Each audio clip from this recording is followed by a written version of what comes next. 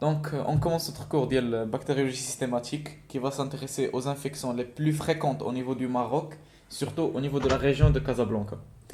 Donc, ce cours de systématique va s'intéresser aux caractéristiques de ces bactéries afin que nous soyons capables de prendre en charge les infections qu'on va voir d'une manière quotidienne ou bien d'une manière répétitive.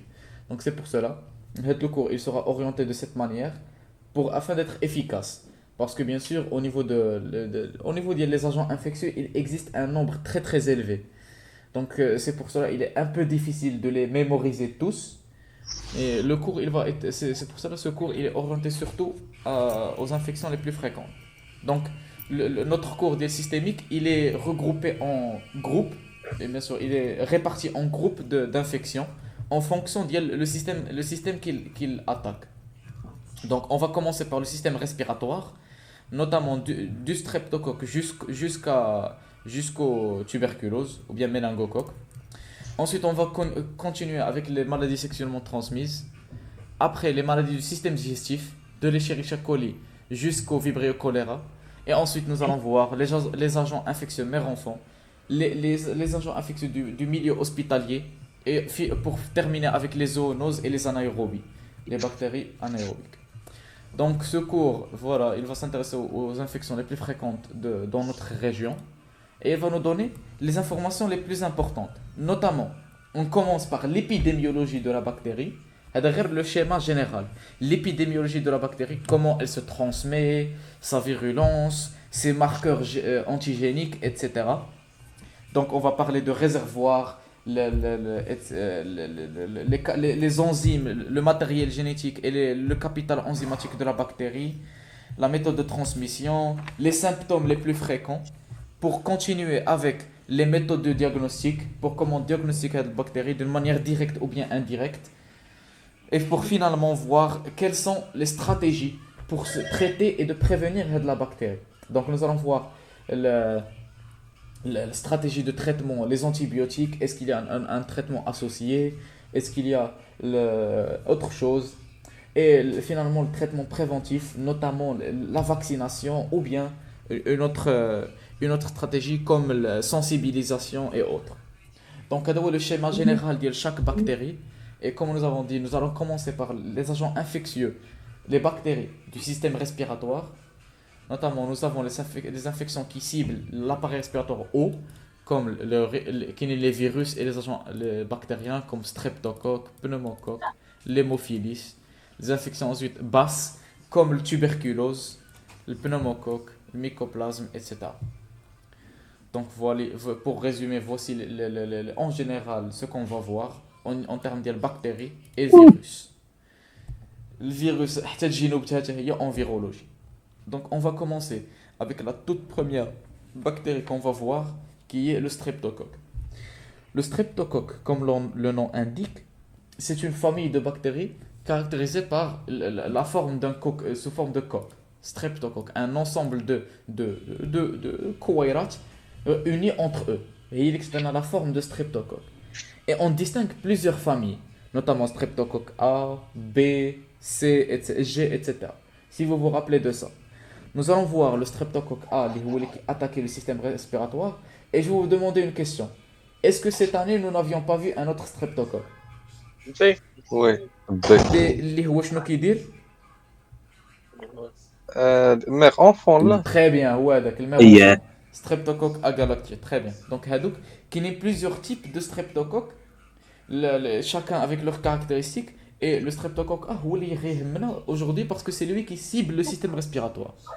Donc on commence. Donc voilà le streptocoque en microscope électronique, la forme dialo, un ensemble de cocci réunis entre eux, strepto, ensemble de cocci. Voici la coloration. Voilà. La classification. Pour classifier quel type de streptocoque nous avons, le streptocoque, il est capable de faire l'hémolyse. Donc, nous allons distinguer trois catégories. L'alpha-hémolyse, la bêta-hémolyse et la gamma-hémolyse. Donc, la bêta est la plus dangereuse. Et c'est celle qu'on trouve dans le streptocoque A. L'alpha-hémolyse est une destruction incomplète des globules rouges du corps humain. Alors que la gamma-hémolyse et il est incapable de détruire nos globules rouges. Donc c'est aussi un caractère de virulence. Donc on comprend que notre streptocoque A, il a son caractère virulent parce qu'il est capable de faire une bêta-hémolyse dans notre sang. Donc voilà, les trois types d'hémolyse. Le streptocoque contient un polyoside, C, c'est un antigène de groupe, donc c'est aussi un caractère de... C'est un marqueur antigénique, c'est ce qui nous donne la nature du streptocoque. Et la protéine M. La protéine M, la protéine M qui fait la fibrée les fibrilles. Donc c'est elle qui est capable de faire la fixation d'une manière spécifique. Si vous vous rappelez de ça, les fibrilles étaient une manière pour que la cellule reconnaisse son récepteur. Adhérence. L'adhérence, dans ce cas, c'est dans le système respiratoire. Donc l'habitat, pour le streptocoque A, le réservoir est strictement humain. Notamment, il se trouve au niveau des muqueuses et de la peau. Pour le groupe A, le streptocoque A, le groupe F et autres, ceux qui ne sont non groupables. Ensuite, nous avons les autres types, les réservoirs hommes et animaux, notamment pour le groupe B, le streptocoque B, le groupe G. Et nous avons ceux qui sont ubiquitaires, qu'on trouve partout, hommes, animaux et environnement. Le groupe Zonus, B. là. Non? Dans les zonus. Zonus. كيفاش؟ زونيس هما لي بكتيريا اللي تيكونوا مشاركين ما بين زونوس. انا غلطت زونوز، ولكن زونوز غير اومي انيمو ماشي اومي انيمو انفيرونمون. حيت زونوز هما لي بكتيريا اللي انيسيالمون كي سون انيماليير مي باغ اكسيدون ils sont transmis chez l'homme. غادي نوصلوا لها ما تخافش غاصبر. Donc voici les streptocoques ubiquitaires, notamment les entérocoques. Groupe D. Ça va?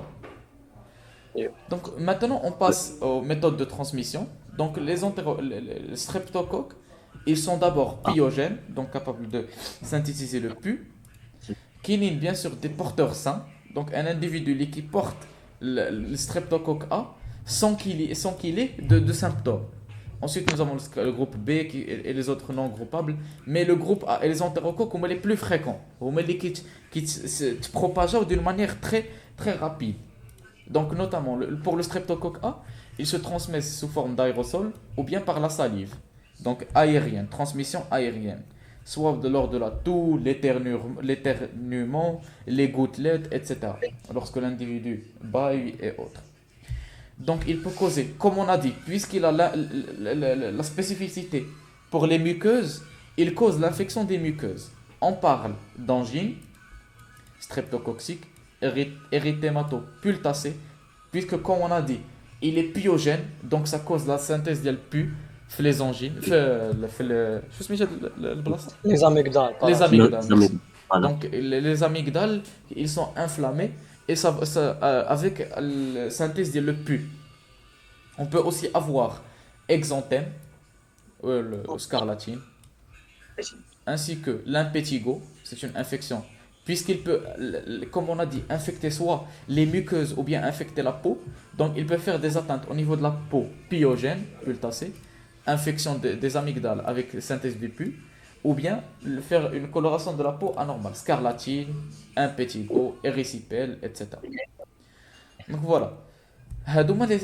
Lors de l'infection aiguë, les symptômes de l'infection aiguë, il peut aussi faire le méningite, otite, sinusite, pharyngite surtout, etc. Mais les complications les plus fréquentes, les plus dangereuses de le streptocoque sont هاد جوج. شنو كيعنيو هاد جوج؟ Rhumatisme. Rhumatisme. Aigu. Très bien. Rhumatisme Donc هادوما les deux complications les plus graves qui peuvent se produire lors de streptocoque, lors d'infections répétitives. Donc qu'est-ce qui se passe dans ce cas? Vous devez savoir que nos anticorps synthétisés, ils ont une réaction croisée. Réaction croisée avec quoi? Donc le corps, il synthétise des anticorps contre les marqueurs antigéniques le streptocoque, mais le marqueur antigénique le streptocoque, il ressemble aux cellules propres du corps humain. C'est pour cela, si le streptocoque, il circule dans le sang, il y a une septicémie. Donc bien sûr, L'entrée et la sortie, c'est la même. Donc, maintenant, l'infection par la voie respiratoire, et il va sortir par la voie respiratoire lors de la toux, l'éternuement, etc. La diffusion, il peut faire une septicémie. S'il fait une septicémie, donc les anticorps vont le suivre. Et si le streptocoque il se trouve au niveau des organes, le cœur ou bien le rein, les anticorps vont causer une inflammation à ce niveau-là, ce qui peut causer les complications. Donc c'est pour cela il faut faire attention. Donc voilà, si on ne traite pas la maladie d'une manière précoce et on laisse la bactérie faire ravage et diffuser au niveau du corps humain, il y aura des complications. Donc, il contient, maintenant nous allons voir le capital enzymatique, bien sûr d'autres infections comme il peut faire la pneumonie, salpingite, infection puerpérale, mais ça ne nous intéresse pas. Ils peuvent se compliquer parce qu'il y a eu une septicémie. Donc, lorsque la bactérie elle commence à diffuser vers tout le corps humain. Mais normalement, la plupart des infections, elles sont locales au niveau du système respiratoire. Complications aseptiques, comme on a dit, il peut faire un rhumatisme articulaire aigu ou bien glomérulonéphrite aiguë. Ce sont des réactions immunologiques auto-immunes. Le corps humain, il réagit contre lui-même. Donc, il commence à faire une infection au niveau du cœur ou bien infection au niveau du rein. Maintenant, nous allons voir le capital enzymatique du streptocoque A. Le streptocoque A, il est capable de sécréter plusieurs enzymes, notamment d'abord la protéine M, c'est elle qui donne l'adhérence aux cellules épithéliales. Donc, si le streptocoque A ne possède pas la protéine M, elle ne pourra pas se fixer au système respiratoire et donc il n'aura pas infection, il va être éliminé. Donc c'est pour ça que la protéine M est nécessaire pour lui donner sa virulence, sa spécificité.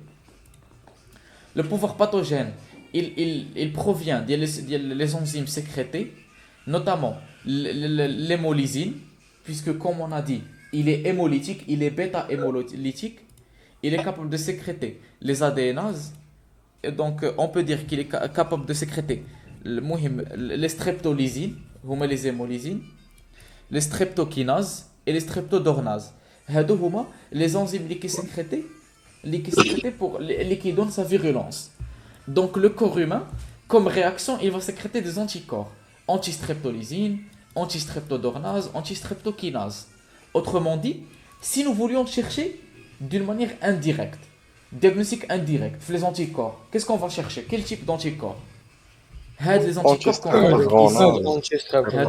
remarque ici. Et si on veut chercher l'existence directement le streptocoque en cherchant ces toxines, on va chercher les enzymes.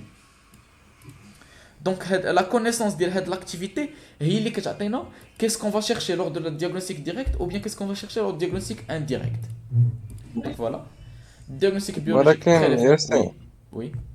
Diagnostic direct, ماشي كنقلبوا على l'antigène, ماشي les enzymes. On peut dépister حتى زعما les toxines ولا شي حاجه اخرى اذا كان كيسكريتها البكتيريا حيت c'est un indicateur كأن البكتيريا كاينه. وحنا اصلا قلنا الانديريكت كنقلبوا على لي زونتيكور كونتر هاد الفيروس. حنا كنقولوا كنصوفطوا دي زونتيكور اللي كيقلبوا على لي زونتيكور اللي كونتر هاد سميتو. اما الديريكت كنقلبوا على التوكسين ولا على هاد لونتيجين ديال البكتيريا. Voilà. Donc on peut chercher les deux, soit les toxines sécrétées ou les enzymes, ou là quand je vois la bactérie nichane qu'on cultive et on remarque les colonies qui commencent à se former. هاد لي زونزيم ديما في انديريكت ديما كيما قلت. Voilà. Donc, diagnostic biologique pour prélever, qu'est-ce qu'on va prélever? Le site d'infection. Donc, si l'individu a un l'impétigo,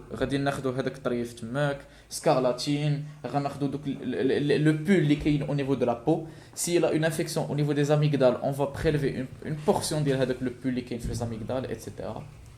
L'examen direct, on peut cultiver le streptocoque.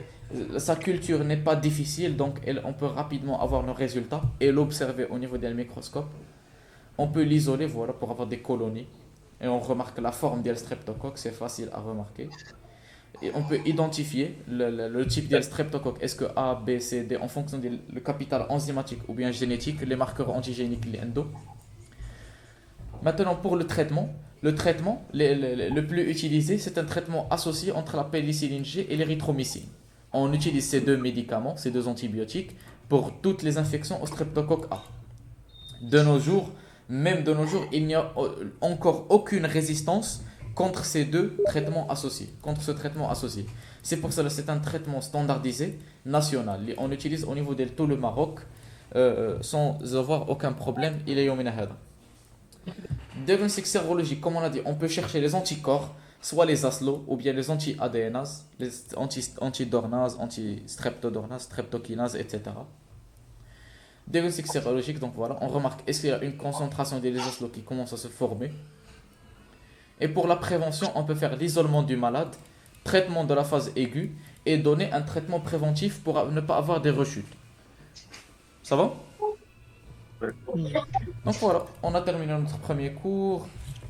Saraha, j'aimerais vous envoyer la plaque اللي درت pour le streptocoque A, mais puisque كانت هذه اول بكتيريا اللي قرينا لا بلاك اللي صاوبت ما فيهاش بزاف ناقصه. مي تو دميم غادي نصورها ونصيفط عليكم دابا. مي جو كونساي تو دميم انكم نتوما اللي تصاوبوا لي هاد لا بلاك بوحدكم غير اون ايدي، حيت في الاول انا ما كنتش عارف شنو خصنا نحفظوا وداكشي كامل، دونك غير خديت داكشي اللي لي بلو بازيك هو اللي كتبته في لا بلاك. مي في لي كور اللي من بعد هو اللي كيكون صاوبت دي بلاك حسب. دونك عطيوني واحد دقيقه غادي نصيفطكم توجور في داك الجروب واتساب اللي الاخر، داك الجروب واتساب باش نحل واتساب. Where is it?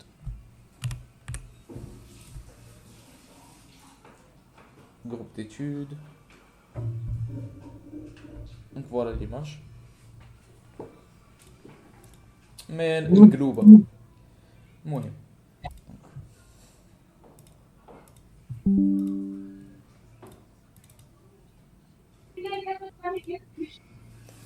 Voilà.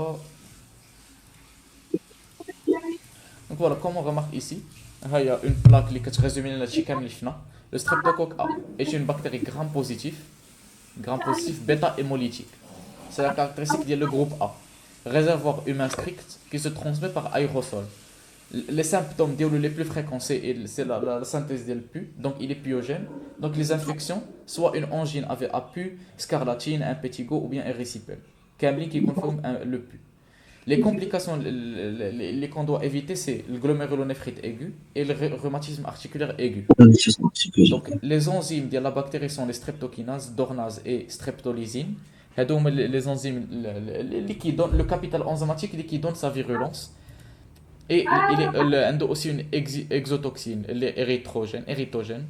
Traitement qu'on utilise, c'est le pénicilline G, parce qu'il est 100% sensible, il n'y a pas encore de résistance. Mais dans des cas très rares, il y a une résistance à la pénicilline G. C'est pour cela qu'on dit associé à l'érythromycine تهي.